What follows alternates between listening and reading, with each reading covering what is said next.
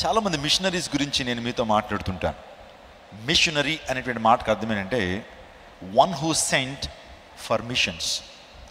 ఒక ప్రత్యేకమైనటువంటి టాస్క్ కొరకు, ప్రత్యేకమైన మిషన్ కొరకు పంపించబడేటువంటి వాడే మిషనరీ. మిషనరీ అంటే సమస్తాన్ని త్యజించి త్యాగపూర్వకంగా ఒక ప్రాంతానికి వెళ్ళి సువార్తను ప్రకటించి అక్కడ ఉన్నటువంటి ప్రజలను వెలిగించేటువంటి వాడు మిషనరీ. నేను ఎక్కువగా మిషనరీ జీవిత చరిత్రల ద్వారా ఎంతగానో ప్రేరణ పొందుతాను. వారు చేస్తున్న పరిచర్యలో మనం చేస్తున్న పరిచర్య ఒక రకంగా చెప్పాలంటే పెద్ద ఎక్కువేం కాదు. వారు దేవుని కోసం రగిలారు, దేవుని కోసం మండారు, దేవుని కోసం ప్రాణాలు అర్పించారు.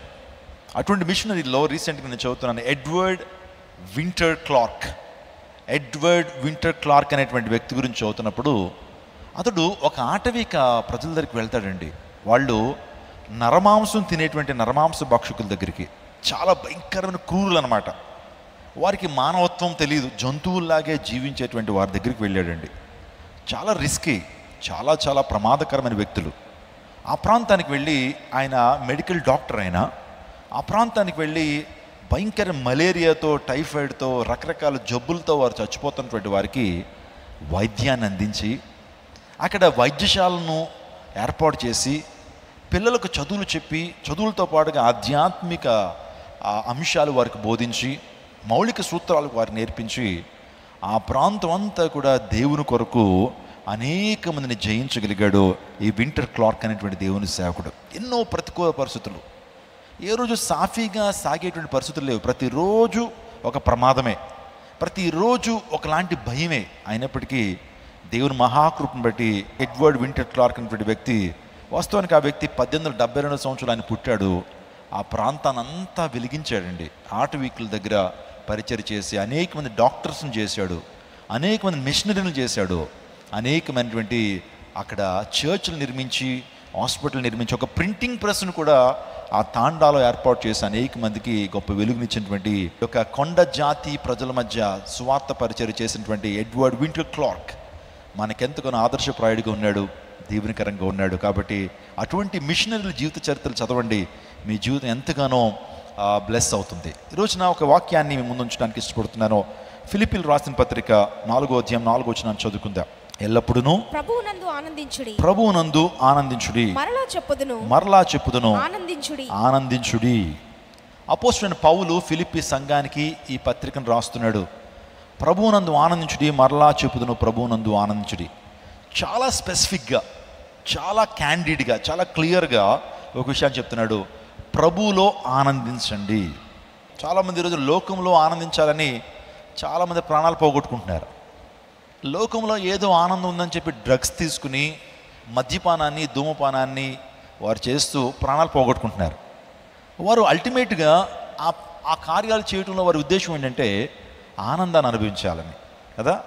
లోకంలో ఉన్నటువంటి అంశాల మీద ఆధారపడి ఆనందించాలని ప్రాణాలు పోగొట్టుకున్నటువంటి వారు చాలామంది ఉన్నారు. వ్యర్థమైన వాటిని అనుసరిస్తూ చాలామంది ప్రాణాలు పోగొట్టుకుంటున్నారండి. వారి జీవితాన్ని పణంగా పెడుతున్నారు. కానీ ఇక్కడ అపోస్తలుడైన పౌలు when he was in prison, అతడు ప్రిజన్లో ఉన్నప్పుడు, జైల్లో ఉన్నప్పుడు కూడా ప్రభువులో ఆనందిస్తున్నాడు. సో మీకు అర్థం కాకపోవచ్చు, దేవుని సేవకులు, నిజమైన దేవుని సేవకులు వారు దేవుని కోసం ప్రయాసపడుతున్నప్పుడు, చెరసాలలో ఉన్నప్పుడు, ఇంకా చెప్పాలంటే ఎంతో ప్రమాదకరమైన పరిస్థితుల్లో సేవ చేస్తున్నప్పుడు ఏంటి, what makes them to happy, ఏంటి వారిని ఆనందపరుస్తున్న అంశం ఏంటంటే దేవుని స్వార్థ ప్రకటించడం ద్వారా దేవునిలో ఆనందిస్తున్నామండి. లోకానుసారంగా ఆనందించాలనేటువంటి ఆశలు లేవు, కానీ దేవునిలో ఆనందించాలి. దైవ ప్రజలతో, దేవుని బిడ్డలతో కలిసి ఆనందిస్తుంది. నాకు ఆదివారం వచ్చిందంటే పండగలా ఉంటుందండి. ఎలా ఉంటుంది?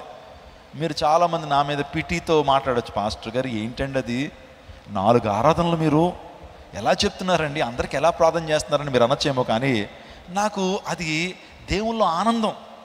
సంఘం ఇంకొక రెట్టింపు అయిపోయినా సరే ఎంతమంది వచ్చినా వారి యొక్క సమస్యలు విని వారి కోసం ప్రార్థన చేయటం అనేది మాకు ఎంతో ఆనందాన్ని కలుగు చేస్తుంది.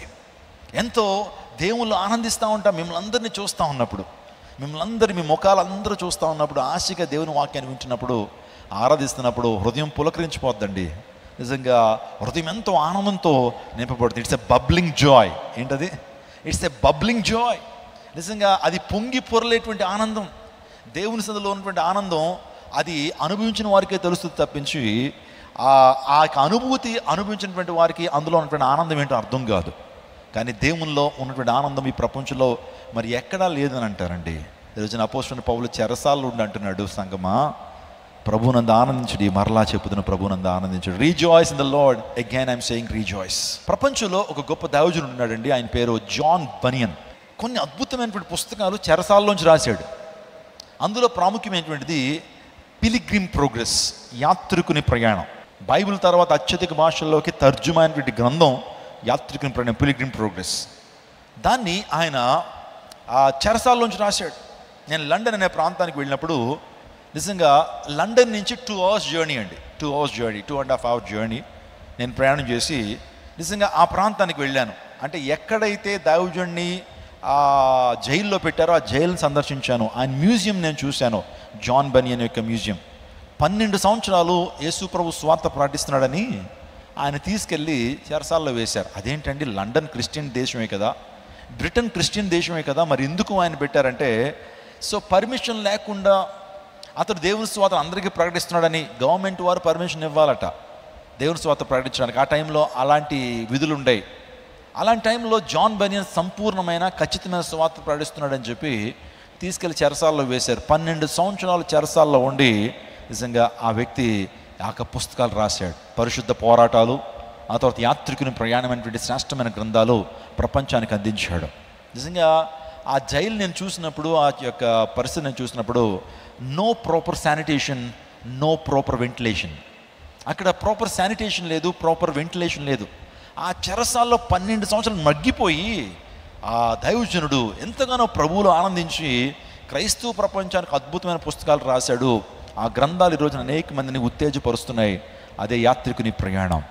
నాకు అనిపించింది, అతని దగ్గరికి వెళ్ళి అడిగారు, ఏమయ్యా ఏంటి మీరు ఇంత సంతోషంగా ఉండడానికి కారణం ఏంటంటే, నా ప్రభువును ప్రకటిస్తున్నప్పుడు, నా ప్రభువుని ఆరాధిస్తున్నప్పుడు, నా ప్రభువుని నా హృదయంలో కలిగినప్పుడు ఉన్నటువంటి సంతోషం మరి ఏ అంశంలో నాకు లేదు అని జాన్ బనియన్ సాక్ష్యం చెప్తాడు. నేను అనేక మందిని ఇప్పటికే ఈ షార్ట్ స్పాన్ ఆఫ్ టైంలో నేను ఎడ్వర్డ్ వింటర్ క్లార్క్ని మీ ముందు పెట్టాను, అపోస్టల్ పౌల్ మీ ముందు పెట్టాను, జాన్ బనియన్ని క్విక్గా మీ ముందు పెట్టాను. వీరందరూ కూడా కష్టాల్లో ఉన్నప్పటికీ కూడా వారు ప్రభువులో ఆనందించారు. ఈరోజున ఒక మాట, నువ్వు ప్రభువులో ఆనందిస్తున్నావా? Are you happy in the Lord's presence? ఈరోజున నేను 3 విషయాలు మీతో చెప్తాను. మనం ఎందుకు ఆనందించాలి, ఆనందించడం నేర్చుకోవాలి. లూకా సువార్త 1:48 చదువుదాం. నా ఆత్మ నా రక్షకుడైన దేవుని యందు ఆనందించెను. ఎవరు చెప్తున్నారు ఈ మాట? యేసుక్రీస్తు ప్రభుకు జన్మనిచ్చినటువంటి మరియా చెప్తా ఉంది, నా ఆత్మ నా రక్షకుడైన దేవుని యందు ఆనందించును. వాస్తవానికి తన జీవితంలో చాలా చాలా వ్యతిరేకతలు వచ్చినాయండి. నేటి సమాజంలో పెళ్లి కాకుండా ఒక కన్యక గర్భవతి అయితే, పెళ్ళి కాకుండా ఒక స్త్రీ గర్భవతి అయితే ఎంత నింద మోయాలి, ఎంత నింద మోయాలి 21st centuryలో. అంటే ఇంత టెక్నాలజీ పెరిగిపోతున్నటువంటి ఈ యొక్క దినాల్లో కూడా ఒక స్త్రీ పెళ్లి కాకుండా గర్భవతి అయితే ఆ నోట ఈ నోట చాలా చెడ్డగా మాట్లాడుకుంటారు. ఆ టైంలో సుమారుగా 2000 సంవత్సరాల క్రితం ఈ యొక్క విషయం జరిగింది. ఒక స్త్రీ పెళ్లి కాకుండానే గర్భవతి అయింది, ఎంత నింద మోయాల్సి వస్తుందో, అందరూ ఎంత సూటిపోటి మాటల చేత బాధిస్తుంటారో, నిజంగా ఎంత భయంకరంగా మాట్లాడతారో మీరు ఒకసారి ఊహించండి. నిజంగా ఆ నిందను మోస్తూ, ఆ చెడ్డ పేరును మోస్తూ ఆ యొక్క ఉన్నప్పటికీ కూడా ఆమె ప్రభువులో ఆనందిస్తున్నానని చెప్పిందండి. నా ఆత్మరక్షకుని దేవుని యందు ఆనందించును. వాస్తవానికి గాబ్రియేలు దూత ఆమెకు ప్రత్యక్షమై, దేవుని దూత ఆమెకు ప్రత్యక్షమై, మరియా నువ్వు ధన్యురాలు అమ్మా, రక్షకుణ్ణి నీ యొక్క గర్భములో నువ్వు మోయటం అనేది దేవుడికి ఇచ్చిన గొప్ప ఆధిక్యత, నువ్వు ధన్యురాలివి.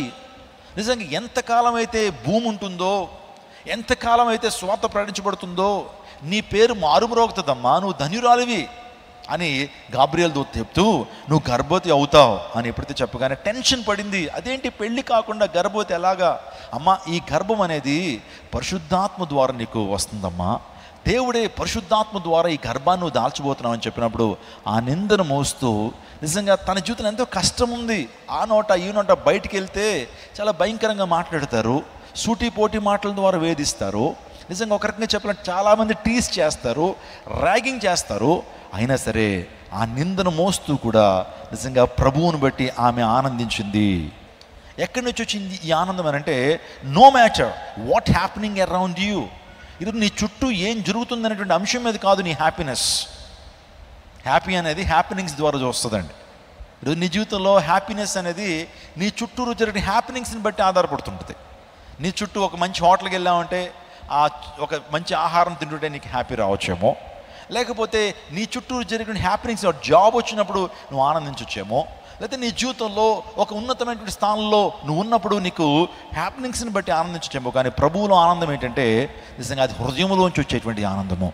కానీ ఒక మాట నేను చెప్పనా, దేవుని ఆనందాన్ని నువ్వు కలిగి ఉన్నప్పుడు నీ జీవితంలో కలిమిలో, లేమిలో, ఇంకా చెప్పాలంటే ప్రతికూల పరిస్థితుల్లో, వ్యాధుల్లో కూడా దేవుని హృదయంలో ఆనందాన్ని ఉంచుతాడు. ఆనందం అనేది హ్యాపీనింగ్స్ని బట్టి కలగదు. ఆ హ్యాపీనెస్ అనేది నీ చుట్టూ ఉన్నటువంటి పరిస్థితులను బట్టి కాదు, కానీ ఆ ఆనందము ప్రభువు ద్వారా వస్తుంది. హల్లెలూయా. ప్రభువునందు ఆనందించండి. ఇక్కడ మరి అంటుంది, నా ఆత్మ నా దేవుడైనటువంటి రక్షకుని యందు ఆనందించుచుండెను.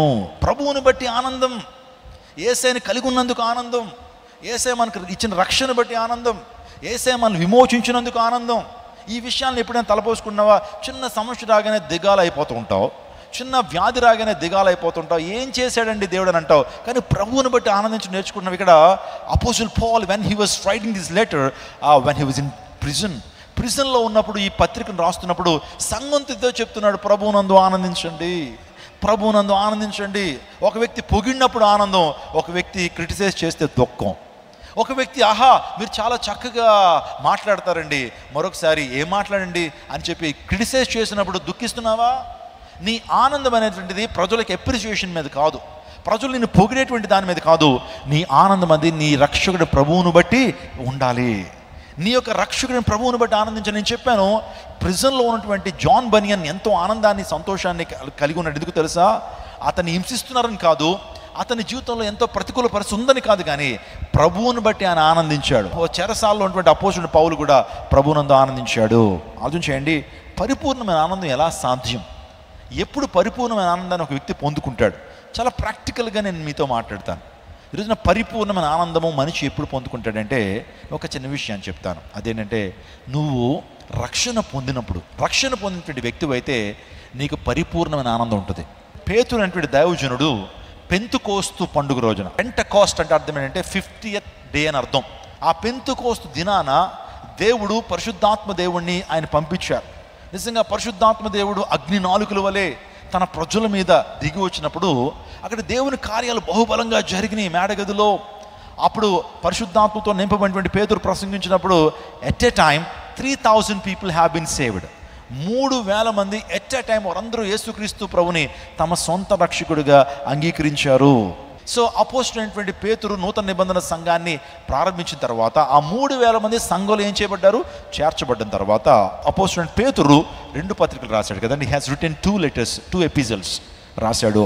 అది పేతురు రాసిన మొదటి పత్రిక, పేతురు రాసిన 2వ పత్రిక. మొదటి పత్రికలో 1వ అధ్యాయం 9వ వచనంలో అంటాడు, చదవండి ఒకసారి. మొదటి పేతురు రాసిన పత్రిక 1వ అధ్యాయం 9వ వచనం. మీరు ఆయనను చూడకపోయినను ఆయనను ప్రేమించుచున్నారు, ఆయన్ని ప్రేమించుచున్నారు. ఇప్పుడు ఆయనను కన్నులారా చూడకయే విశ్వసించుచు మీ విశ్వాసమునకు ఫలము అనగా ఆత్మరక్షణ పొందుచు చెప్పనాశక్యమును మహిమాయుక్తమైన సంతోషము గలవారై ఆనందించుచున్నారు. ఈ యొక్క వచనాన్ని జాగ్రత్తగా అర్థం చేసుకోవాలంటే, మీరు విశ్వాసానికి ఒక ఫలం ఉంది. మీరందరూ కూడా దేవుని యందు విశ్వాసం ఉంచారు, దానికి ఫలము, దాని కాన్సిక్వెన్స్ ఏంటంటే ఆత్మరక్షణ. చెప్పండి అందరూ కూడా, విశ్వాసానికి ఫలం ఏంటి?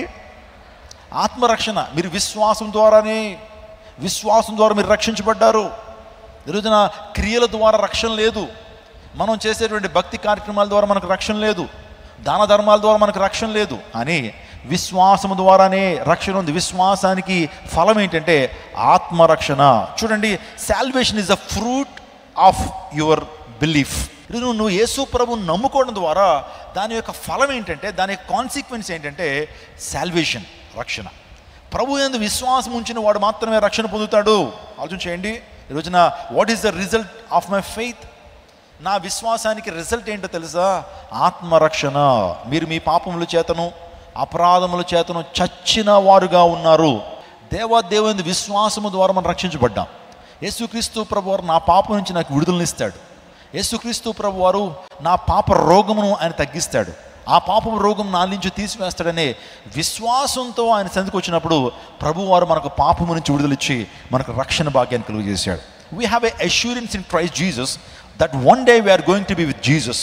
మనం ఒకరోజు యేసయ్యతో ఉంటామన్నటువంటి గొప్ప నిశ్చయత, అష్యూరెన్స్ మనకు ఉంది. అందుని బట్టే అపోస్తలుడైన పౌలు వారి యొక్క జీవితాల్లో చెప్తుంటాడు, నా మట్టుకైతే బ్రతుకుడు క్రీస్తే, చావైతే లాభం. ఈరోజున వీరి ఆనందం దేని మీద ఉందంటే వారి రక్షకుడైన యేసుక్రీస్తు ప్రభునందు ప్రభు వారికి ఇచ్చిన రక్షణ బట్టి ఆనందము, వారి విశ్వాసానికి ఫలమైనటువంటి ఆత్మరక్షణ బట్టి వారు ఆనందిస్తూ ఉన్నారు. ఆలోచన చేయండి, పాపానికి ఒక జీతం ఉందండి. పాపానికి ఏముంది? అందరి బట్టే రోమ 6:23లో పాపానికి వచ్చేటువంటి జీతము మరణం. పాపానికి వచ్చేటువంటి జీతం ఏంటి? The wages of sin is death. పాపానికి వచ్చేటువంటి జీతం మరణం. కానీ ఎప్పుడైతే ప్రభుని యేసుక్రీస్తు ప్రభు వారి యొక్క త్యాగం, ప్రభుని యేసుక్రీస్తు ప్రభు వారు మానవ జాతి కొరకు ఆయన చేసినటువంటి త్యాగం ఏదైతే ఉందో, ఆయన అమూల్యమైన రక్తాన్ని, నిష్కలంకమైన రక్తాన్ని మన కోసం కార్చి మనందరికీ రక్షణ భాగ్యాన్ని కలుగు చేశాడు. అందుని బట్టి చెప్పన శక్యము కానీ మహిమాయుక్తమైనటువంటి ఆనందము, సంతోషం అంటాడు. అందుని బట్టి ఇది మన జీవితాల్లో సంతోషం అనేది, పరిపూర్ణమైన ఆనందము మన జీవితాలు ఎలా కలుగుతుందంటే రక్షణ ద్వారా కలుగుతుంది. నువ్వు రక్షించబడిన వ్యక్తివి అయితే ఆనందిస్తావు. నువ్వు రక్షించబడిన వ్యక్తివి అయితే ప్రతిదినము కూడా సంతోషాన్ని అనుభవిస్తావు. చాలా శతాబ్దాల క్రితం పాపం పోవాలంటే ఏం చేయాలి అని కొంతమంది కొన్ని సిద్ధాంతాలు తీసుకొచ్చారు. ఎస్పెషల్లీ మనం వాటికన్, రోమ్ ఈ ప్రాంతానికి వెళ్తే ఆ ప్రాంతంలో పాప పరిహార పత్రాలని అమ్మేవారండి. వాటిని కొనుక్కుంటే, పాప పరిహార పత్రాలు కొనుక్కుంటే అది ₹1,00,000, ₹2,00,000 ఉండొచ్చు, నీ పాపం పోతాయని చెప్పేవారు. సో చాలామంది మత నాయకులు ఆ విధంగా ప్రజలను మభ్యపెట్టి వచ్చారు. అప్పుడు చాలామంది మార్టిన్ లూథర్ అటువంటి ఒక దైవజనుడు, జాన్ విక్లిఫ్, విలియం టెండల్, ఇలాంటి గొప్ప గొప్ప దేవుని సేవకులు, జాన్ నాక్స్, వీళ్ళందరూ కూడా దేవుని స్వార్థను ప్రకటించారు. అయ్యా అది అవాస్తవం అయ్యా, పాప పరిహార పత్రాలు కాదు మన జీవితాల్లో మనకు రక్షణ ఇచ్చేటువంటిది. లేకపోతే దేవుని సేవకుడికి చెవిలో నీ పాపాలు చెప్తే ఆయన కొంత ఫైన్ వేస్తాడు, ఆ ఫైన్ని పే చేసేస్తే పాపాలు పోతాయనేటువంటి కాన్సెప్టులు తప్పయ్యా. మీ విశ్వాసము ద్వారానే మీరు రక్షించబడతారు. యేసు ప్రభు రక్తము ద్వారా మీరు కరగబడతారు, మీరు రక్షించబడతారు. అది చాలా సింపుల్ థింగే. మీరు ఏమీ చెల్లించనక్కర్లేదు, పాప పరిహార పత్రాలు మీరు కొనక్కర్లేదు, అతను మీ పాపానికి ఇంత వెల చెల్లించనక్కర్లేదు. కానీ ఉన్న పాటలో మీరు ఎక్కడైతే ఉంటారో, ప్రభువా నేను పాపినయ్యా, నా పాపాన్ని రక్తంలో కడుగు, నీ బిడ్డగా చేర్చుకొని విశ్వాసముతో, యేసయ్య నా పాపం నుంచి నాకు విడుదలిస్తాడు విశ్వాసంతో నువ్వు అడిగితే కనుక నువ్వు రక్షించబడతావు అని అనేక మంది, మార్టిన్ లూథర్ అనేటువంటి దేవుని సేవకుడు ఆ సమాజంలో, ఆ యొక్క యూరప్లో, ఎస్పెషల్లీ రోమ్ అనే ప్రాంతంలో ఆయన దేవుని కొరకు బహుగా ప్రయాసపడి అనేక మందిని వెలిగించినట్లుగా మనం చూస్తూ ఉంటాం. పరిపూర్ణమైన విశ్వాసం మనం దేవుని యేళ్ళ కలిగి ఉండాలి. ఆ పరిపూర్ణమైన విశ్వాసమే మనకు రక్షణ కలుగు చేస్తుంది. ఏ పొట్టలో ఏ పాము ఉందో అనేటువంటి కాన్సెప్టులు తప్పండి. ఈరోజున ప్రభువు పట్ల పరిపూర్ణమైన విశ్వాసాన్ని నువ్వు కనపరచాలి. పరిపూర్ణమైనటువంటి నిరీక్షణ నువ్వు కలిగి ఉండాలి. ఆ నిరీక్షణ నీ జీవితంలో గొప్ప ఆనందాన్ని ఇస్తుంది. ఆత్మరక్షణ లేకపోతే నీకు ఆనందం లేదు. దేవుని యందు రక్షణ కలిగినటువంటి నీవు, దేవుని విశ్వాసం కలిగినప్పుడు నిజంగా రక్షణ పొందినటువంటి వారికి మాత్రమే అన్స్పీకబుల్ అండ్ గ్లోరియస్ జాయ్. ఇది ఎక్స్ప్రెస్ చేయలేము మనం. స్పీకబుల్ జాయ్ అంటే చెప్పొచ్చు, బట్ అన్స్పీకబుల్ జాయ్ అంటే we can't derive it, we can't express it. దాన్ని ఎక్స్ప్రెస్ చేయనటువంటి గొప్ప ఆనందము, మహిమ కలిగినటువంటి ఆనందాన్ని ప్రభు ఇస్తాడు. రక్షణ పొందినటువంటి వారు ఈ రోజున ఆనందించగలుగుతారండి. ఆనందము లోకపరమైన అంశాలను బట్టి కాదు. నిజంగా నువ్వు రక్షణ పొందినటువంటి వ్యక్తివైతే, ఆత్మరక్షణ పొందినటువంటి వ్యక్తివైతే, పాపం నుంచి విడుదల పొందినటువంటి వ్యక్తివైతే నీలో ఒక ఆనందాన్ని దేవుడు అనుభవిస్తున్నాడు. రక్షణ బట్టి నువ్వు ఆనందించాలి. రక్షణ పొందగానే దేవోదేవుడు ఒక ఆనందానికి ఇస్తాడు. దాని ఆనందాన్ని రక్షణానందం అంటారు. ఏమంటారు? ఏ ఆనందం అది? రక్షణానందం. మీరు దావీదు జీవితాన్ని ఆలోచన చేస్తున్నప్పుడు, దావీదు పాపం చేసినప్పుడు, బెత్షెబాతో పాపం చేసినప్పుడు, నరహత్య చేసినప్పుడు ప్రభు సన్నిధికి వెళ్ళి అంటాడు, ప్రభు నా రక్షణానందాన్ని మరలా నాకు తిరిగి ఇవ్వయ్యా అంటాడు. అంటే రక్షణ కోల్పోలేదు దావీదు. ఏమంటే పాపం చేసినప్పటికీ కూడా నిజంగా రక్షణ పొందినటువంటి వారు పాపం చేసినప్పుడు రక్షణానందాన్ని కోల్పోతారు వాళ్ళు. అప్పుడు దావీదు అంటాడు, నాకు రక్షణానందాన్ని మరలా నాకు తిరిగి పుట్టించయ్యా అని ప్రభు దగ్గర క్షమాపణ కోరుకుని మరలా ఆనందాన్ని తిరిగి పొందుకున్నాడు దావీదు. స్తోత్రం చెప్దాం. అపోస్తలుల కార్యం 2:47 ఆనందముతోను నిష్కపటమైన హృదయముతోను ఆహారం పుచ్చుకొనుచు మరియు ప్రభు రక్షణ పొందుచున్న వారిని అనుదినము వారితో చేర్చుండంటే ఎక్కడ చేర్చుతున్నాడు? సంఘములో చేర్చుచున్నాడు. స్తోత్రం చెప్పడం హల్లెలూయా. రక్షణ పొందిన వారిని దేవుడు ఎక్కడ చేరుస్తున్నాడు? సంఘములో చేరుస్తున్నాడు. అవును, ఈరోజు నువ్వు రక్షణ పొందాలి. ఇంకా లోకంలో ఆనందం కోసం పరితపిస్తున్న ప్రియవన తమ్ముడు, ప్రియవన చెల్లి, ప్రియవన సహోదరుడా, ప్రియ తల్లి, నువ్వు రక్షణ పొందు, పాపము నుంచి విడుదల పొందు. యేసు రక్తులని ప్రతి పాపాన్ని కడుక్కో. దేవత నీలో మహిమాయుక్తమైనటువంటి ఆనందాన్ని, చెప్పనా శక్యము కానీ మహిమాయుక్తమైనటువంటి ఆనందాన్ని ప్రభువు నీ హృదయంలో ఉంచుతాడు. నీ జీవితం ఎలా ఉన్నా సరే, ఎంత ప్రతికూల పరిస్థితులు ఉన్నా సరే, ఆ రక్షణ బట్టి ఆనందిస్తావు. అపోస్టల్ పౌలు చెరసాల్లో కూడా ఆనందంగా ఉండమని చెప్తున్నాడు. అదే రీతిగా నేను చెప్పిన జాన్ బనియన్ చెరసాల్లో ఉండి ఆ వ్యక్తి ఆనందంగా ఉండమని చెప్తున్నాడు. నేను చెప్పినటువంటి ఎడ్వర్డ్ వింటర్ క్లార్క్, ఆ వ్యక్తి ఆటవీకుల మధ్య, ప్రమాదకరమైన ఆటవీకుల మధ్య కూడా సువార్త పరిచయం చేస్తూ ఆనందాన్ని ఎక్స్ప్రెస్ చేస్తున్నాడంటే వారి ఆనందము శారీరక సంబంధమైనటువంటిది కాదు, వారి ఆనందము ఆత్మ సంబంధమైనది. గట్టిగా చప్పలు కొడుతూ దేవుని మహిమపరచండి. Got my point my dear church? మీకు అర్థమైందా? ఆనందము ఎలా వస్తుంది, పరిపూర్ణమైన ఆనందం ఎలా సాధ్యమేనంటే రక్షణ పొందటం ద్వారా పరిపూర్ణమైన ఆనందము సాధ్యమవుతుంది. రెండోదిగా మనం ఆలోచన చేస్తే లూకాసు సువార్త 24వ అధ్యాయము 52వ వచనం చదువుకుందాం. వారు ఆయనకు నమస్కారము చేసి మహా ఆనందముతో యెరూషలేమునకు తిరిగి వచ్చి ఎడతెగక దేవాలయములో ఉండి దేవునికి స్తోత్రము చేయుచుండిరి. మనము యేసుప్రభు వారు పుట్టినప్పుడు 3 జ్ఞానులని మనం చదువుతుంటాం. వాస్తవానికి ఎంతమంది జ్ఞానులు వచ్చారో మనకు తెలియదు, కానీ వారు ఇచ్చిన గిఫ్ట్లను బట్టి 3 జ్ఞానులని క్రైస్తవ పండితులుగా వారు చెబుతుంటారు. ఎంతమంది జ్ఞానులు వచ్చారో మనకు ప్రాపర్గా తెలియదు. వారు వచ్చి వారి పెట్టెలు విప్పి బంగారము, సాంబ్రాణి, బోళమును ప్రభువుకి సమర్పించి నిజంగా వారు ప్రభువుకి సాగిలపడి వారు ఆనందించారు, వారు ఆరాధించారు ప్రభువుని. అంటే రెండోదిగా మన జీవితంలో ఆనందం ఎలా కలుగుతుంది? పరిపూర్ణమైన ఆనందం. నేను మామూలు హాఫ్ జాయ్ గురించి నేను మాట్లాడట్లేదు. అన్స్పీకబుల్ అండ్ గ్లోరియస్ జాయ్ మన జీవితంలో ఎప్పుడు వస్తుందంటే రక్షణ పొందినప్పుడు ఆ యొక్క ఆనందం మన హృదయంలో ఉంటుంది. రెండోదిగా ప్రభువుని ఆరాధిస్తున్నప్పుడు, ప్రభువుని ఘనపరచడం ద్వారా, when we worship God we feel happy, we feel joy. మన జీవితాల్లో ప్రభువులో మనము ఆనందించాలంటే మనం ప్రభువుని ఆరాధించాలి. స్తోత్రం చెప్పండి, హల్లెలూయా. వర్షిప్ని మూల భాషలో అంటే ఒరిజినల్ ప్రతుల గురించి మనం చూస్తే కనుక, మనం హెబ్రీ, గ్రీకు భాషల్లో బైబిల్ రాయబడితే అందులో ప్రొస్క్యూనియో అనేటువంటి పదాన్ని ఉపయోగించారు. ప్రొస్క్యూనియో అంటే అర్థం ఏంటంటే ముద్దు పెట్టుకునుట అని అర్థం. లికింగ్ ద మాస్టర్ హ్యాండ్. కుక్క ఏం చేస్తుందంటే యజమానుడి దగ్గరికి వచ్చి యజమాని యొక్క కాలిని నాకుతూ ఉంటుంది. ఇంట్లో పెట్స్ ఉన్నటువంటి వారికి బాగా అనుభూతి ఉంటుంది. సో మీ దగ్గరికి వచ్చి అప్పుడప్పుడు అది వచ్చి అధిక ప్రేమను ఒలకపోసేస్తూ ఉంటుంది మీ పెట్. మాకు కూడా పెట్స్ ఉన్నాయి, దాని లవ్ ఏంటో ఎఫెక్షన్ ఏంటో నాకు తెలుసు. సో ఎప్పుడైనా ఇంటికి వస్తూ ఉన్నప్పుడు అందరు నిద్రపోతారు, కానీ పెట్ మాత్రం నిద్రపోదు. మా కుక్క పిల్ల నిద్రపోదు. నా మాస్టర్ ఎప్పుడు వస్తాడనేటువంటి ఆలోచనతో ఉంటుంది. అది రాగానే కార్ కానీ మీ బైక్ కానీ శబ్దం వినిపిస్తే పరుగుని గేట్ దగ్గరికి వస్తుంది. అదే మొదట వెల్కమ్ చెప్తుంది.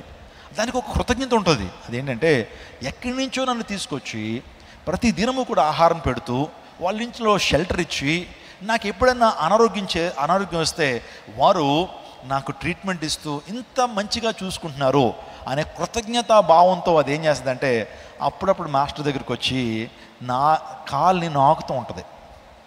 అందులో చాలా ప్రేమ ఉంటుంది అన్నమాట, కరవడానికి కాదు. అది నిజంగా ఎంతో ప్రేమతో నిజంగా దాని యొక్క ఎక్స్ప్రెషన్ అది.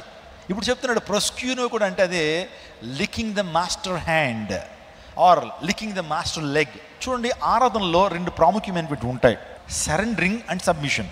నువ్వు ప్రభు సన్నిధికి వచ్చి ఆరాధిస్తున్నప్పుడు you just surrender yourself. ఏమంటే చేతులు పైకెత్తుతున్నావు అంటే అర్థం ఏంటంటే lord I'm surrendering myself. చేతులు పైకెత్తు, ప్రభు ఐఎమ్ నథింగ్ లార్డ్, నేను నీకు సరెండర్ అవుతున్నాను. చిన్నప్పుడు మనం ఆడుకుంటూ ఉండేవారం, ఈ డమ్మీ గన్లు పట్టుకుని హ్యాండ్సప్ అనేవాడు. ఏమండి గన్ ఎలా చూపి హ్యాండ్సప్ అంటే దాని అర్థం ఏంటి? చేతులు ఇలా పైకెత్తేటువంటి అర్థం ఏంటి? వారు నా దగ్గర ఇంకేం వెపన్స్ లేవరా, నేనేం హాని చేయలేనురా, చేతులు పైకెత్తేస్తున్నా, సరెండర్ అయిపోతున్నాను అర్థం. ఈరోజు ప్రభు సన్నిధికి వచ్చిన మనం కూడా చేతులు పైకెత్తున్నామంటే అఫ్కోర్స్ ఇట్స్ యువర్ కన్వీనియన్స్. చేతులు పైకెత్తితేనే సరెండర్ అని అర్థం కాదు, కానీ అదొక పాస్చర్. ప్రభువా నేను నీకు సమర్పించుకుంటున్నానని చెప్పి ఆ 2 చేతులు యేసు ప్రభు వైపుకు చాపడం ద్వారా మన జీవితంలో సరెండరింగ్ అండ్ సబ్మిషన్ మనం చూస్తూ ఉంటాం. ఆరాధన అనేటువంటిది దేవుని ప్రేమించుట అనేటువంటి అర్థం.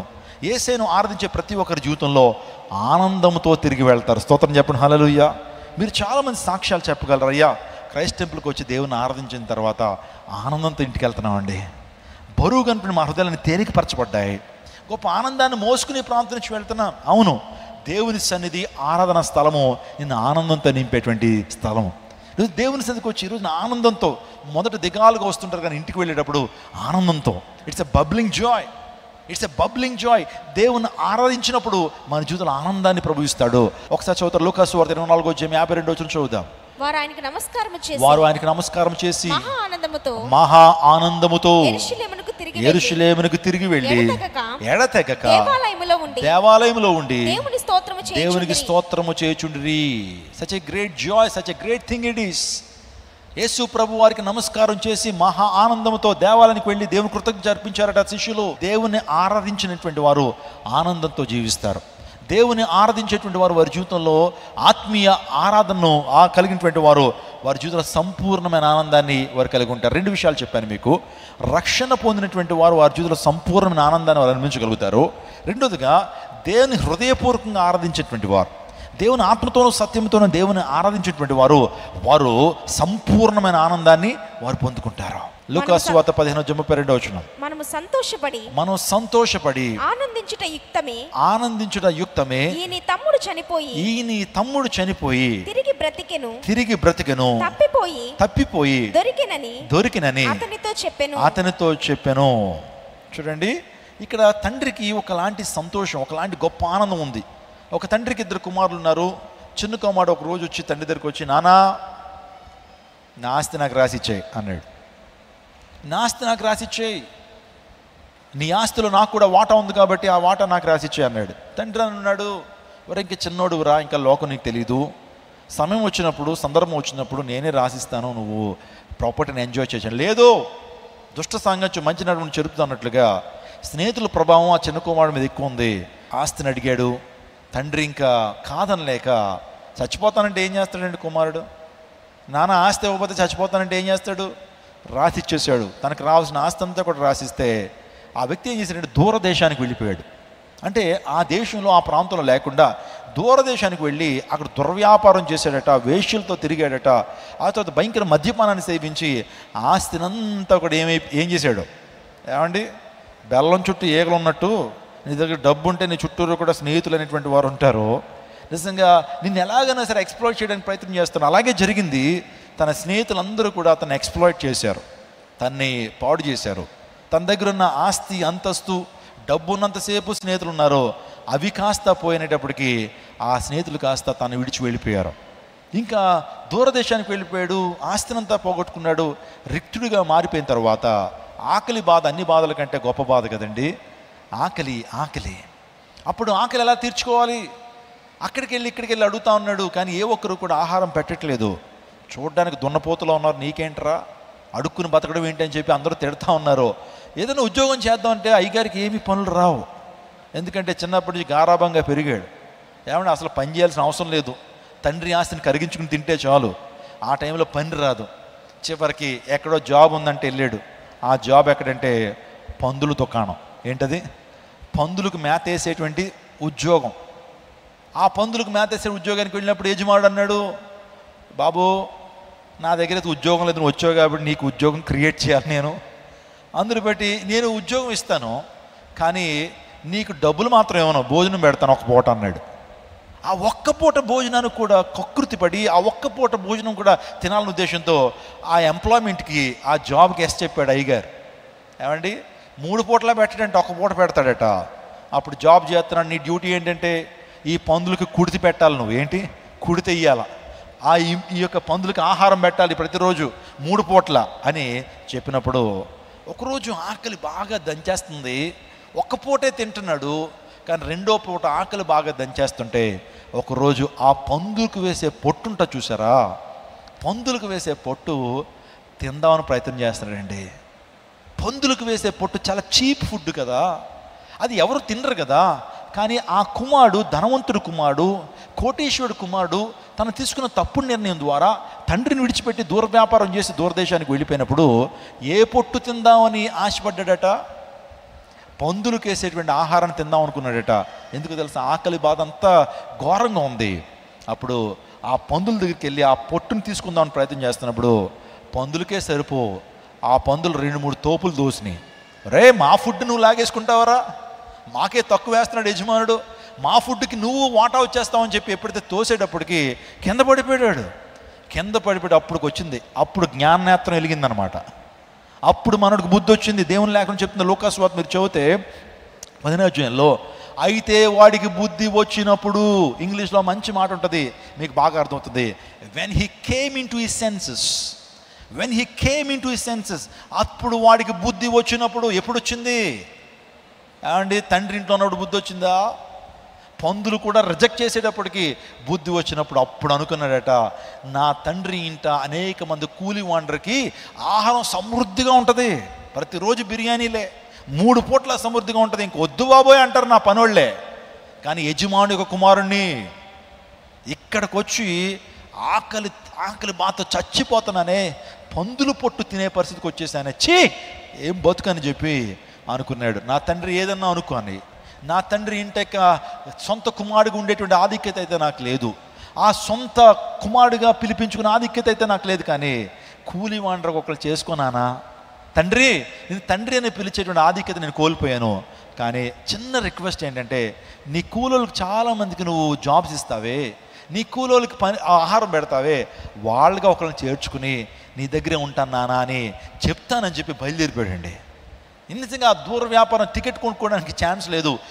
ఆ యొక్క దేశాలు దాటి చివరికి తండ్రి దగ్గరికి వచ్చాడు. తండ్రి రెస్పాన్స్ ఏంటో తెలుసా?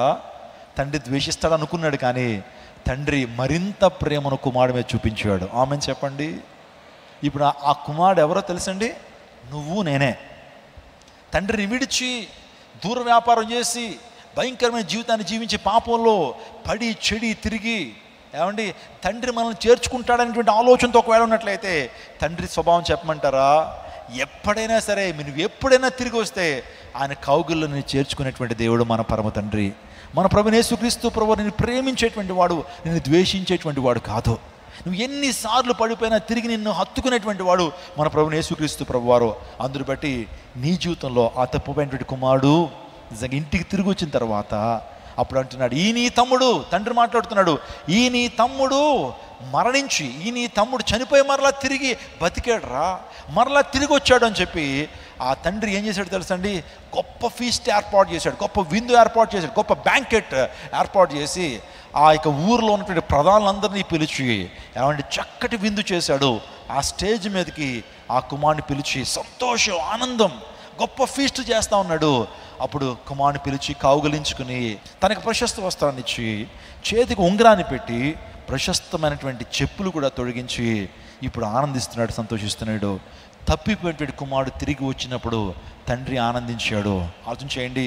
అంటే ఇప్పుడు ఆనందం ఎలా కలుగుతుంది అంటే, ఒక వ్యక్తి పాపము నుంచి విడుదల పొంది, ఒక వ్యక్తి తప్పిపోయినటువంటి వాడు తిరిగి ప్రభు సముఖానికి వచ్చినప్పుడు, పాపముల చేత అపరాధముల చేత చచ్చిస్తున్నటువంటి మానవుడు మరలా తిరిగి ప్రభు దగ్గరికి వచ్చినప్పుడు, నిజంగా ప్రభు పాదాలు పట్టుకున్నప్పుడు, ఒక పాపి రక్షించబడినప్పుడు, ఆ విషయం మనం తెలుసుకున్నప్పుడు మన జీవితంలో గొప్ప సంతోషం. హల్లెలూయా.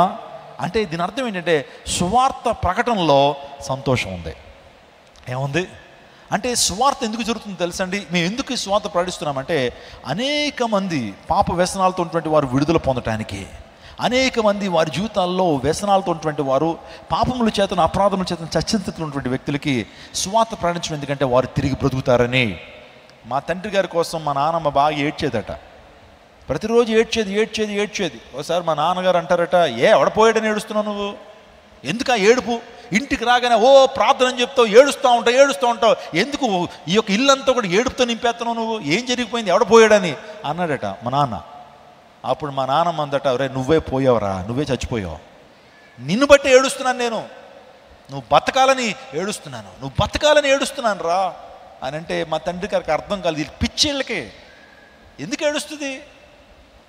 మా నాన్నమ్మకి అర్థమైంది ఏంటంటే, మా నాన్నగారు చచ్చిపోయాడని, ఎలాగా ఆత్మీయంగా చచ్చిపోయాడని, పాపములో చచ్చిపోయాడని ఏడుస్తుంది. ప్రభు బ్రతికించయ్యా అని ఏడుస్తుంటే, ఎందుకు ఏడుస్తావు నువ్వు అలాగా పిచ్చిగా, ఏడితే ఏమవుతుంది అని చాలామంది మగవాళ్ళు కూడా మీ భార్యలు ఏడుస్తూ ప్రార్థన చేస్తాడు అసహించుకుంటారు. కానీ వారి భారం ఏంటో తెలుసా? నా భర్త మారాలి, నా భర్త తిరిగి బ్రతకాలి, తప్పిపోయినటువంటి కుమారుడు తిరిగి రావాలనేటువంటి తండ్రి యొక్క ఆశ అయితే వచ్చినప్పుడు ఆనందించాడు. ఒక మాట చెప్పనండి, 2 విషయాలు ఆల్రెడీ చెప్పాను. ఒకటి ఏంటంటే, నీవు రక్షణ పొందినప్పుడు నీలో పరిపూర్ణ ఆనందం కలుగుతుంది. రెండోదిగా నువ్వు ప్రభువుని ఆత్మతోనూ సత్యంతోనూ ఆరాధించినప్పుడు ఆ పరిపూర్ణ ఆనందం కలుగుతుంది. ఇంకోటి చెప్పమంటారా? నువ్వు ఒక పాపిని ప్రభువు కోసం నీవు రక్షించినప్పుడు, ఒక పాపిని ప్రభువు కోసం నువ్వు గెలిచినప్పుడు, ఒక పాపిని రక్షణలోకి నువ్వు నడిపించినప్పుడు, చీకట్లో ఉన్న వ్యక్తిని ఆ ఆశ్చర్యకరమైన వెలుగులోకి నడిపించడానికి నువ్వు ప్రయత్నం చేసినప్పుడు, ఆ ప్రయత్నంలో సఫలీకృతురాలు అయినప్పుడు నీ ఆనందానికి అవధులు ఉండవండి. స్తోత్రం చెప్పండి, హల్లెలూయా. సిరియా దేశానికి మిలిటరీ జనరల్గా ఉన్నాడు ఒక వ్యక్తి, అతని పేరు నయమాన్. ఆ వ్యక్తికి పరాక్రమవంతుడే, బలవంతుడే, అందగాడే, శూరగాడే.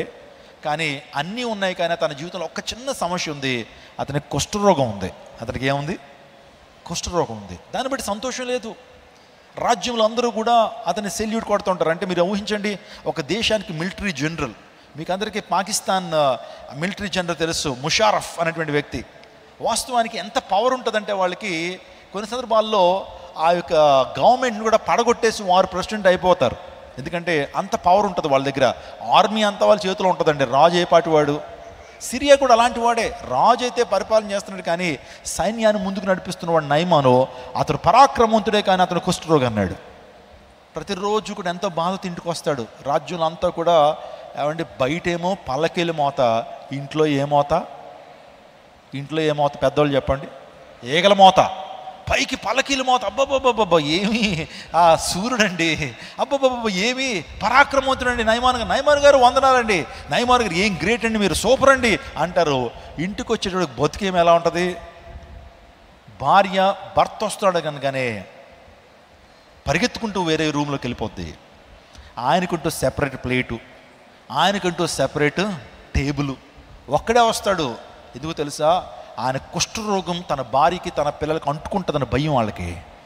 ఇంటికి ఒక్కడే రథం వేసుకుని వస్తా ఉన్నప్పుడు వెంటనే అమ్మ చెప్తుంది, భార్య, రే మీ నాన్న వచ్చేస్తున్నాడు, ఎవరి రూమ్లకు వాళ్ళు వెళ్ళిపోండి. ఆ కుష్ఠరోగం పొడ మీ మీద పడడానికి వీల్లేదు, ఆ అంటు రోగం మీ మీద పడడానికి వీలు, అందరూ పెట్టి కాపాడుకోండి, మీ నాన్న ఎవరో పలకరించొద్దు, నేను మీకు వస్తే తట్టుకోలేని అంటది ఆ భార్య. పాపం రాజ్యంలో గొప్ప ఘనత ఉంది, కానీ ఇంటికి వచ్చేటప్పటికి, ఏమండి ఈ రోజున మీరు యుద్ధంలో చాలా బాగా పోరాడారంట కదా, ఎలా జరిగింది అని పలకరించేవాళ్ళు లేరు. ఎంతో ఒంటరితనాన్ని అనుభవిస్తున్నాడు నయమాన్, ఎంతో బాధ. ఒక్కడే వస్తాడు. ఆర్మీ ఇన్ చీఫ్ డ్రెస్ ఉంటుంది వారికి, మొత్తం కవర్ అయిపోద్ది. నాకులాస్ మొత్తం సూట్ వేసుకుంటాడు, పైన హెల్మెట్ ఉంటుంది, మొత్తం గ్లౌస్ వేసుకుంటారు. కుష్ఠరోగం ఎవరికి కనిపించదు. కానీ ఇంటికి రాగానే అదే బట్టలతో పడుకుంటాడా?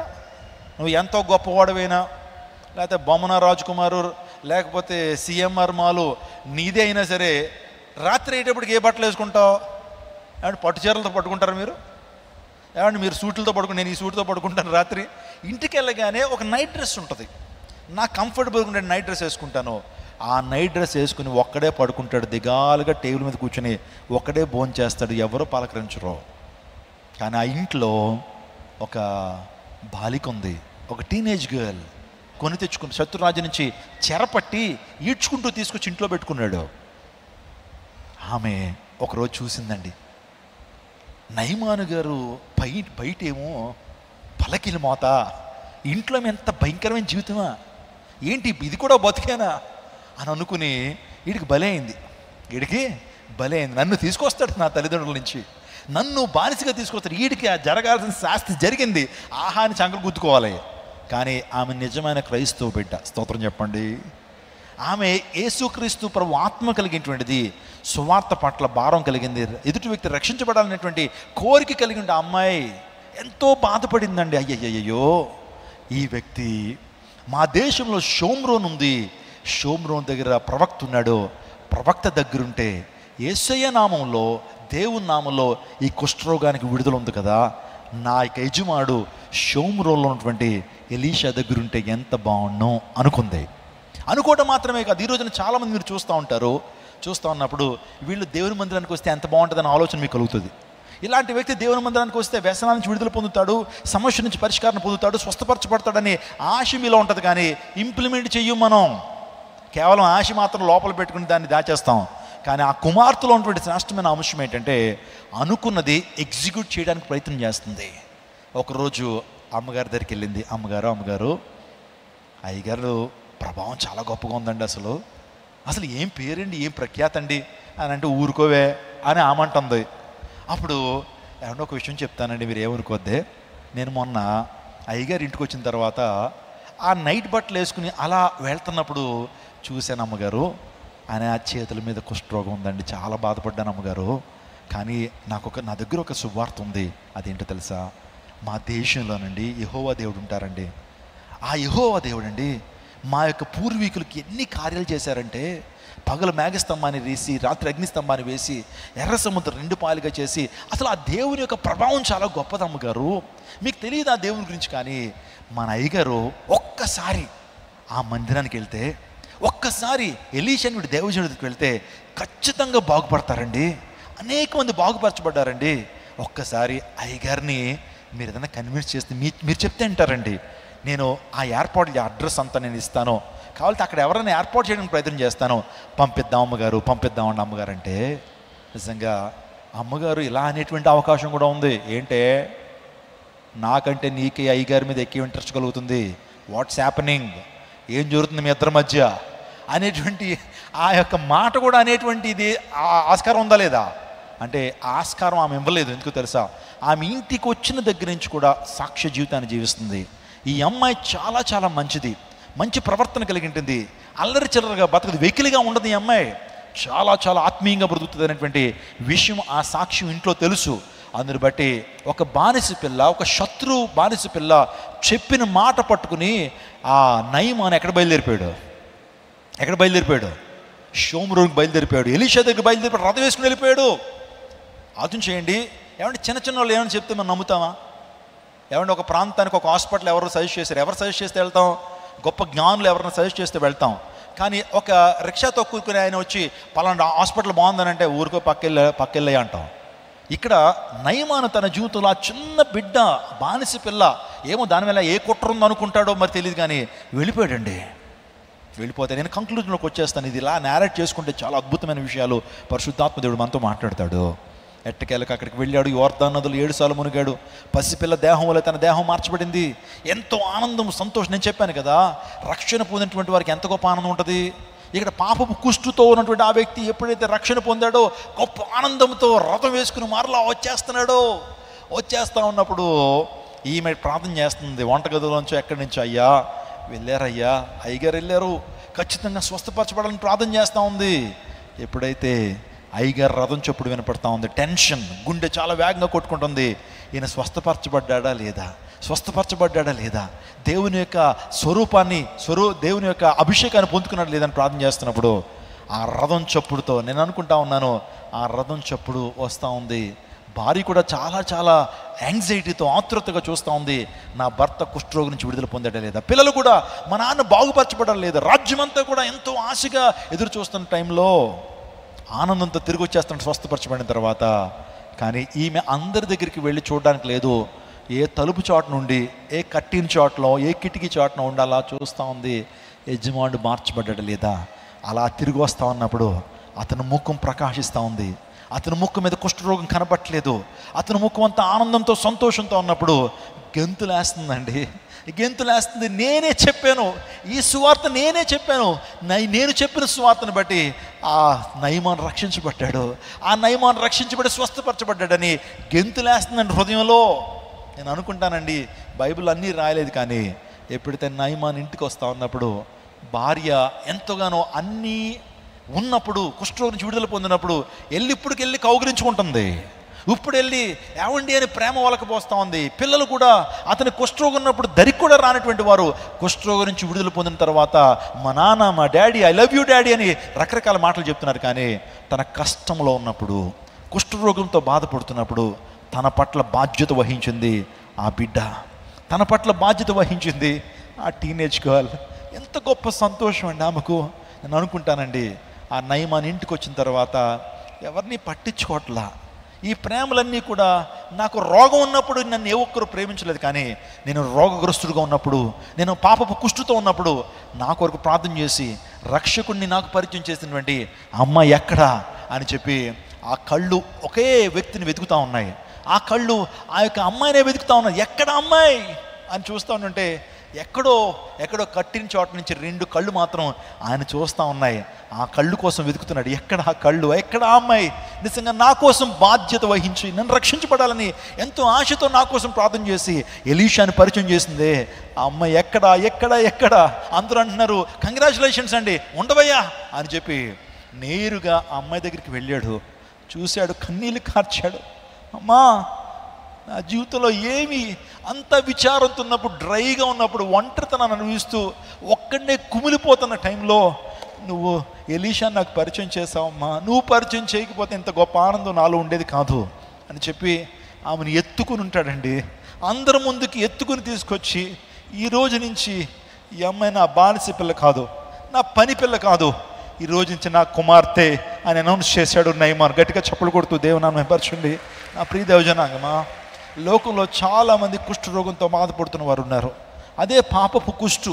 నీ ఇంటి ప్రక్కన ఉన్న వాళ్ళు పాపపు కుష్టుతో ఉన్నారు, ఎరిగింటి వారు పాపపు కుష్టుతో ఉన్నారు, నీ తమ్ముడు ఇంకా పాపపు కుష్టుతో ఒంటరితనాన్ని, వేదన అనుభవిస్తున్నాడు. అటువంటి వ్యక్తికి ఎలీషాని పరిచయం చేస్తే, నిజంగా ఆ ఎలీషాని పరిచయం చేసినప్పుడు ఆ పాపపు కుష్టు నుంచి నయమాను ఎప్పుడైతే స్వస్థపరచబడి ఆనందంతో తిరిగి వస్తుందంటే, ఆమె ఆనందానికి అవధులు ఉంటాయా? నేను బాప్తిజం ఇస్తున్న టైంలో హృదయంలో గొప్ప ఆనందం అండి, కన్నీటి ఆనందం నాకు కలుగుతుంది. అయ్యా, ఈరోజు ఇంతమంది రక్షించబడుతున్నారు అయ్యా, ఇంతమంది ఈ రోజున నీ నామం పెట్టి రక్షించబడుతున్నారు, ఎంత గొప్ప సంతోషం అది. నేను చెప్తున్న పరిపూర్ణమైన ఆనందం ఎప్పుడు కలుగుతుందంటే, సువార్త ప్రకటించినప్పుడు, సువార్త ప్రకటించి నీ ద్వారా ఒక వ్యక్తి రక్షించబడినప్పుడు, నీ ద్వారా ఒక వ్యక్తి యేసు ప్రభువుని తెలుసుకుని బాప్తిజంలో సాక్ష్యం ఇస్తున్నప్పుడు కళ్ళండా నీరు వస్తుంది, ఆనందాన్ని, సంతోషాన్ని పరిపూర్ణంగా అనుభవిస్తావు. ఊరికనే సువార్థికులందరూ కూడా వారి జీవితాన్ని పణంగా పెట్టి, వారి కుటుంబాన్ని పణంగా పెట్టి, ఆ బిడ్డలను వదిలేసి, బిడ్డలు చనిపోతున్నా సరే సువార్తను ప్రకటించారంటే, there is a great joy in serving Jesus, there is a great joy in proclaim the gospel. Gospel ప్రకటించడంలో ఏముంది? ఆనందం ఉంది. ఆలోచన చేయండి. ప్రతిరోజు వాక్యాన్ని అందిస్తూనే ఉన్నాను, అనేక ప్రాంతాలు తిరుగుతూ ఉన్నాను. చాలామంది వచ్చినారు, పాస్టర్ ఎందుకండి అంత శ్రమ, మీకు ఏం తక్కువ అండి, సంఘం ఉంది కదా, శ్రేష్టమైన సంఘం మీరు పోషించడానికి, ఎందుకండి అన్ని ప్రాంతాలు తిరుగుతారు, అన్ని ప్రయాణాలు చేస్తారు, మీరు ప్రయాసపడతారు, అనేక మందిని ప్రయాసపెడుతున్నారు, ఎందుకు సార్ అని అంటే కనుక, so there is a great joy in proclaiming Jesus. యేసును ప్రకటించలో గొప్ప ఆనందం ఉంది. నీకు అర్థం కాకపోవచ్చేమో, ఈరోజున అనేక మంది హతసాక్షులుగా మార్చబడ్డారు. ఈరోజున సువార్త ప్రకటనలో పరిపూర్ణమైన ఆనందం ఉంది. ఈ నీ తమ్ముడు చనిపోయి తిరిగి బ్రతికాడు, తప్పిపోయి తిరిగి వచ్చాడు కాబట్టి ఆనందం తండ్రికి. స్తోత్రం చెప్పండి, హల్లెలూయా. ప్రభువునందు ఆనందించుడి, మరలా చెప్పుదును ప్రభువునందు ఆనందించండి. ప్రభువులో ఆనందించండి అని స్పెసిఫిక్గా మాట్లాడుతున్నాడు. ఎప్పుడు మనం ప్రభువులో ఆనందిస్తామంటే, మొదటిగా రక్షణ పొందినప్పుడు మనకు ఏముంది? ఆనందం ఉంది, పరిపూర్ణమైన ఆనందము. రెండవది, దేవుణ్ణి ఆరాధించడంలో పరిపూర్ణమైన ఆనందం ఉంది. మూడవదిగా, సువార్త ప్రకటించడంలో పరిపూర్ణమైన ఆనందం ఉంది. కాబట్టి ఈ 3 కార్యాలు చేయండి, ఈ ప్రపంచంలో మీరు 24/7 ఎప్పుడు సంతోషంగా ఉంటారు, ఎప్పుడు ఆనందంగా మీరు ఉండగలుగుతారు. అటువంటి ఆనందాన్ని ప్రభు మీకు అనుగ్రహించింది గాక. ఆనందం అనే సినిమా చూడటం ద్వారా ఆనందం నీకు రాదు. హ్యాపీ డేస్ అనే సినిమా చూడటం ద్వారా నీకు నిజమైన ఆనందం కలగదు. లేకపోతే ఆ కామెడీ షోలు చూడటం ద్వారా ఆనందం, పరిపూర్ణమైన ఆనందం కలగదు. కానీ నేను చెప్పిన 3 విషయాలు నువ్వు చేయగలిగితే, 3 అనుభవాలు నీ జీవితంలో ఉంటే, నువ్వు నిత్యము ఆనందంగా ఉంటావు. ఈ లోకంలో పరిపూర్ణమైన ఆనందాన్ని నువ్వు అనుభవిస్తూ, నువ్వు మరణించిన తర్వాత కూడా ఆత్మశాంతిని కలిగి పరలోక రాజ్యంలో నిజంగా గొప్ప ఆనందాన్ని, వైభవాన్ని నువ్వు అనుభవిస్తావు. అటువంటి కృప క్రైస్ట్ టెంపుల్ విశ్వాసులుగా దేవుడు మీకు అనుగ్రహించును గాక. అందరికీ శుభవార్త. ప్రతి ఆదివారం 10,000 మంది ఒక చోట చేరి దేవుణ్ణి ఆరాధిస్తున్న జీవం గల దేవుని సంఘం. స్వస్థత, విడుదల, అభిషేకం పొందాలనుకుంటున్నారా? దురాత్మ శక్తుల నుంచి విడుదల కావాలా? ఆర్థిక ఇబ్బందుల నుంచి విడుదల కావాలా? సంతానలేమితో బాధపడుతున్నారా? కుటుంబ సంక్షేమం కొరకు ప్రత్యేక ప్రార్థనలు కోరుకుంటున్నారా? శాంతి లేక ఆత్మహత్య చేసుకోవాలనుకుంటున్నారా? నిజమైన ఖచ్చితమైన వాక్యం చేత బలపడాలని ఆశిస్తున్నట్టయితే రండి. క్రైస్ట్ టెంపుల్ మీ కొరకే. ప్రతి ఆదివారం 4 ఆరాధనలు జరుగుతున్నాయి. మొదటి ఆరాధన ఉదయం 6 గంటలకు, రెండవ ఆరాధన ఉదయం 8 గంటలకు, మూడవ ఆరాధన ఉదయం 10 గంటలకు, 4వ ఆరాధన సాయంత్రం 6:30 జరుగును. స్థలం Christ temple, Mary Stella indoor stadium, Pantakaluva road, NTR circle, Vijayawada. ముఖ్య ప్రసంగికులు ప్రపంచ వ్యాప్తంగా వాక్యమునందించి కోట్లాది మందికి దీవెనకరముగా ఉన్న మన దైవజనులు రెవరెండ్ డాక్టర్ పాల్ ఇమాన్యుయల్ గారు మరియు నిస్సీ పాల్ గారు శక్తివంతమైన సందేశాలను అందించి ప్రతి ఒక్కరి కొరకు ప్రత్యేక ప్రార్థనలు చేయుదురు. హృదయాలను హత్తుకునే అద్భుతమైన స్తుతి ఆరాధన సాక్ష్యాలు, ప్రతి విశ్వాసిపై ప్రత్యేక శ్రద్ధ, గృహ దర్శనాలు, ఇంకా మరెన్నో. ప్రతి ఆరాధనలో వేల మంది ప్రజలు పాల్గొంటూ ఆత్మీయముగా బలపడుచున్నారు. పాటలు, ఆరాధన, వర్తమానముల ద్వారా దేవుని ఆత్మీయ కార్యములు అనేకులు పొందుకుంటున్నారు. విజయవాడ చుట్టుపక్కల ప్రాంతాల నుంచే కాక వందల కిలోమీటర్ల దూరం నుంచి ప్రజలు వచ్చి ఆత్మీయ మేలులు పొందుచున్నారు. ప్రతి ఆదివారం హోలీ కమ్యూనియన్ సర్వీస్. దూర ప్రాంతము నుండి వచ్చు వారికి ప్రేమ విందు కలదు. కుటుంబాలతో రండి. దేవుడిచ్చే గొప్ప రక్షణ, స్వస్థత, అభిషేకాన్ని పొందుకొనండి. రండి, మీ దుఃఖము నాట్యముగా మార్చబడును. మరిన్ని వివరాలకు సంప్రదించండి 8886267777.